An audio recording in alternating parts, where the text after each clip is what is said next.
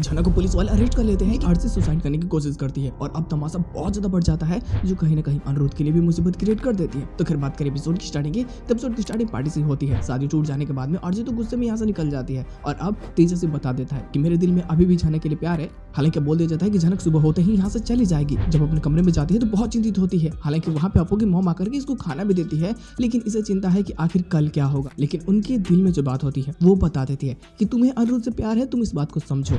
और हाँ, उसने मंदिर में तुम्हारे साथ में शादी की थी तो तुम मानो या ना मानो, लेकिन इस शादी का मतलब बनता है। थोड़ी अजीब सी फीलिंग जगने लगती है कि शायद ये बात सच है क्या, शायद उनको मुझसे प्यार है या फिर कुछ और। इधर में अर्ची की मॉम भी उसको बहुत गुस्सा होती है, लेकिन दिक्कत एक ये होती है कि अर्ची की मॉम को ये लगता है ना कि भाई आखिरकार झनक से उतनी नजदीकियां उसकी क्यों है। तुम्हें जो ऑफर मिलने वाला था वो उसने झनक को दिया, उसकी इतनी मदद कर रहा है, आखिर क्या चल रहा है ये सब। अब ये ना उसके मन में भी कुछ गलत सलत डालने लगती है और जिस कारण अर्ची बहुत ज्यादा गुस्सा हो जाती है और अपने डैड के भी खिलाफ चली जाती है और फिर ये अपने कमरे में चली जाती है। इस सबके साथ में एपिसोड की एंडिंग कर जाती है। टोटल प्लॉट बहुत छोटा सा होता है। अब बात ऐसी है ना कि देखो, अब अनिरुद्ध भी समझ जाता है कि कुछ भी करके मुझे अर्ची को मनाना होगा, चाहे उसके लिए कुछ भी करना पड़े। जब अर्ची को फोन लगाता है तो वो तो बोल देती है कि मैं जो बोलूंगी अब वही होगा, तुम्हें मेरी हर बात को माननी होगी। वो बोलता है कि ठीक है, मैं तुम जो बोलोगी मैं वो हर बात करूंगा। लेकिन इसके बाद में वो तुरंत जहर पी लेता है कि उसकी जान तो नहीं जाती, लेकिन अब उसे हॉस्पिटल लेकर के जाया जाता है। अब जहाँ पे पुलिस आती है, छानबीन होता है तो झनक रैना का नाम सामने आता है। तो ये क्या होता है कि डायरेक्ट घर पहुंच जाता है, लेकिन उससे पहले इसके माथे के सिंदूर को मिटा दिया जाता है